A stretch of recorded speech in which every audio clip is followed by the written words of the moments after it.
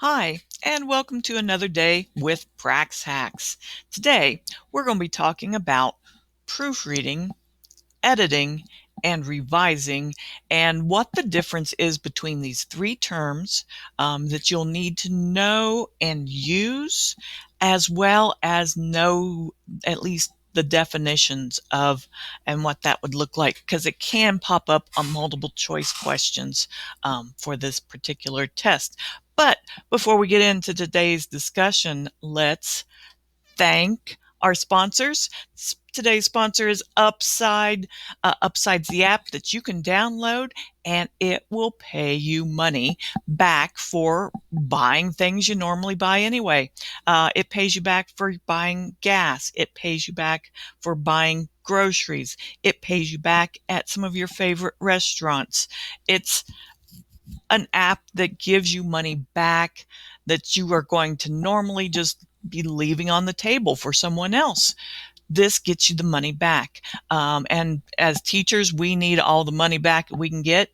If you use that promo code down there at the bottom of the screen, UWVQ4, this promo code will give you an extra 15 cents back on your first gallon of gas, or on your first fill up of gas. So yeah, download Upside, get paid back, and you can thank me later.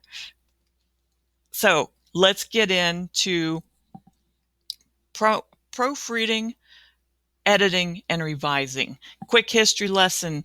Used to be you would turn in a paper and the teacher would give it back to you, and it'd have all these different types of marks on it.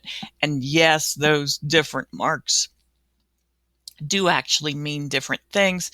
We're not going to go into that because for the most part, you don't need to know it anymore. Like I say, this is a history lesson. We're moving into a digitally produced age, an age where we have spell check and grammar check on most of our things we write. So again, this is a history lesson, but this is what editing marks would look like. Kind of coming forward in history, gone are the days, for the most part, of writing on a chalkboard, for example. We still do once in a while, and a lot of times that's where it really catches us that we don't maybe know how to spell everything exactly right, because we don't have spell check, for example, on a chalkboard. But in the digital age, we've got spell check, grammar check, and now AI that actually gives us text to write. It is that text that, suggested text when you're writing an email.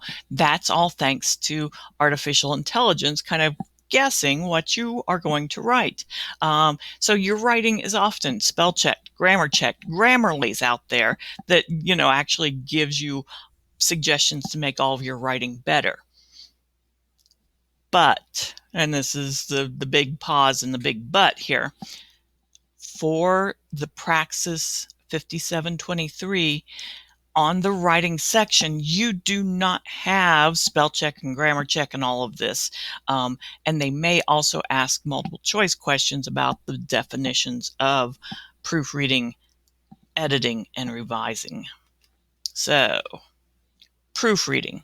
Proofreading is literally going back and rereading what you wrote to find those errors and mistakes.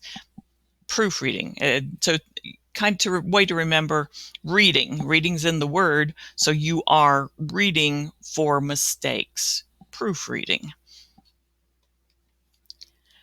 Revising. Revising is taking the content, the original content, and rearranging it to make it better. And I used this example, same guy, but so he's got a haircut and he's shaved, and those things just makes his appearance, I think, look a little more professional. So in that way, that's how he revised his look. Revision. So in a paragraph, you would be moving sentences around, or you might be adding something to the content itself. So in that way, you're revising your work. And then editing. Editing is looking for things like spelling mistakes. I think of them as small mistakes, but they can gradually add up. But things like spelling, things like punctuation, things like simple grammar, verb tense, for example. It's not content related. It's just those, I think, one thing of smaller errors. And this cracks me up here that this is how they spelled school. But anyway, that would be something. If you were editing, you would have picked that up. That's not the right way to spell school. Again, that's part of editing. That's what that would mean. So, why is this important? I'm going to say especially for this Praxis 5723, that's what we're talking about today. An accumulation of errors, whether it's errors that should have been changed in revision or errors that should have been changed in editing. If you have an accumulation of errors, that will lower your score. It could take your score down, say, from a 5 to a 3. And you might be like, oh, 3 doesn't sound so bad. 3 is 50%. Think of it that way. 50%. In most places, if you got a score of 50%, it would equal an F. So most people don't like thinking of it that way.